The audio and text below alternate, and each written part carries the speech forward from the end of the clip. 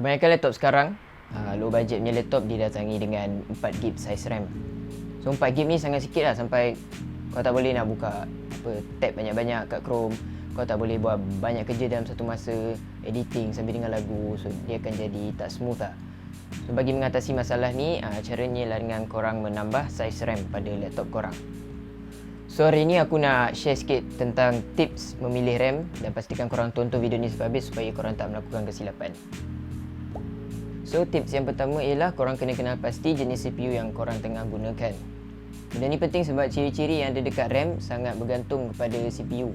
Contohnya berapa maksimum size RAM yang CPU korang boleh support. Lepas tu berapa keping RAM yang kau boleh masukkan dalam korang punya CPU. Sekeping ke, 2 keping ke, 3 keping ke. Berapa maksimum speed RAM yang CPU korang boleh support. Dengan yang keempat, jenis RAM yang CPU kau boleh support, DDR4 ke, DDR3 ke. Okey, untuk tahu prosesor kita senang je. Kita pergi dekat properties. So nanti dia keluar nama prosesor kita. Lepas tu kita search je nama prosesor kita ni dekat internet.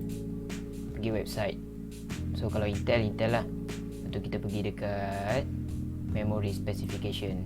Kat sini dia bagi tahulah maximum size RAM yang kita boleh pakai, jenis RAM, maximum speed RAM yang kita boleh pakai, dengan berapa channel RAM yang kita boleh pakai. So kalau Intel kita tengok kat sini. So kalau yang guna AMD Ryzen, kita pergi juga dekat website dia. So dia bagi tahu benda sama juga. So tips yang kedua ialah pilih jenis kelajuan RAM yang sama. Bagi korang yang menggunakan lebih daripada satu slot RAM, contohnya 2 slot, korang kena pastikan dua-dua slot RAM korang tu guna speed yang sama. Maknanya kalau satu slot tu kau punya speed 2400 MHz, so satu lagi pun kena 2400 MHz, tak boleh lagi tinggi ataupun lagi rendah daripada tu. So nanti dia akan jadi bottleneck kalau tak sama. So apa itu bottleneck? Analogi yang aku boleh kasih, cuba korang bayangkan kau dengan member kau seorang lagi nak pergi satu destinasi ni.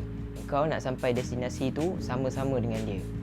Okey, lepas tu kau jalan laju tapi member kau jalan slow. Lepas tu nak tak nak, untuk korang sampai sama-sama kat tempat tu, kau kena slowkan sikit kau punya speed supaya sama dengan member kau yang seorang lagi yang slow tu. Padahal sepatutnya kau boleh pergi lagi laju daripada member kau tu. So macam tu lah analogi bottleneck. So tips yang ketiga ialah kenal pasti jenis RAM yang CPU korang support. Okay, kalau korang tengok dekat Shopee ke Lazada ke, kalau korang search RAM untuk laptop kan, nanti dekat situ dia ada tulis DDR3 ke, DDR4 ke. So kalau korang beli DDR4 punya RAM, sedangkan CPU korang support DDR3 punya RAM, so useless lah. Lagi satu, jenis RAM DDR4, DDR3 ni size dia tak sama tau. So kalau CPU korang support DDR4, nanti kalau korang terbeli DDR3 punya RAM, so nanti tak boleh masuk dekat slot dekat motherboard korang RAM tu.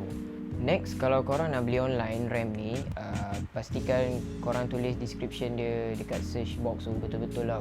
Sebab takut nanti kalau kau nak beli RAM laptop tapi sebenarnya kau pergi beli RAM untuk desktop. Sebab benda ni aku pernah search nak kipas laptop. Sekali yang keluar kipas ceiling. Aku tak tahu saya dia keluar kipas ceiling, padahal aku tulis kipas laptop. So next, macam mana kita nak tahu? Kita kena beli size RAM berapa, kena beli RAM yang speed dia berapa. So size tu bergantung pada korang lah. Kalau korang rasa korang selalu buat banyak kerja dalam satu masa, buka tab itu, buka tab ini, dengar lagu, tengok video sambil editing, so korang kena ada size RAM yang besar. Untuk speed pula, berdasarkan pembacaan aku, sebenarnya tak ada perubahan signifikan pun antara contoh speed 2400 MHz tu dengan 2666 MHz. Perubahan dia tak nampak besar sangat lah. So itu bergantung pada masing-masing, bergantung pada CPU masing-masing support sampai berapa speed megahertz dia. So aku bagi satu comparison antara dua RAM. Contoh, satu RAM ni size dia 32GB dengan speed 2400 MHz. Kita compare dengan 32GB 2666 MHz. So So yang 2666MHz tu lagi bagus lah daripada yang 2400MHz dengan syarat saiz RAM dia sama. So satu situasi lagi, kalau kau ada satu ni 32GB RAM dengan 2400MHz punya speed, kau comparekan dengan 16GB RAM 3200MHz speed.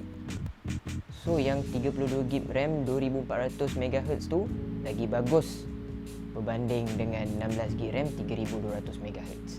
So yang terakhir ialah depends pada bajet korang. So ikut korang lah nak beli RAM size berapa kan, 4GB ke 8GB ke.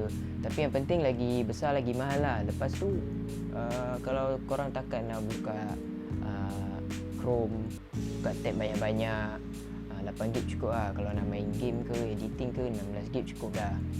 Tapi kalau kau tak buat apa-apa kan, kau sekadar search browsing je, lepas tu kau bantai beli 32GB, yang jadi bodoh lah kan, bazir kot. Kau boleh spend benda tu kat benda lain. Lepas tu next ialah brand untuk RAM.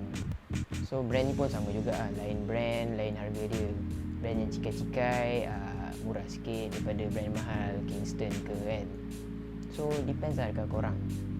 Sekian, itu saja tips daripada aku. Terima kasih sebab korang tengok video ni sampai habis. So kalau korang rasa video ni berguna untuk korang, korang boleh like dan share supaya orang lain tahu juga dan tak buat kesilapan yang sama.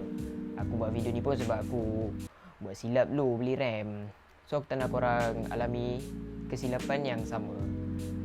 Assalamualaikum, bye bye.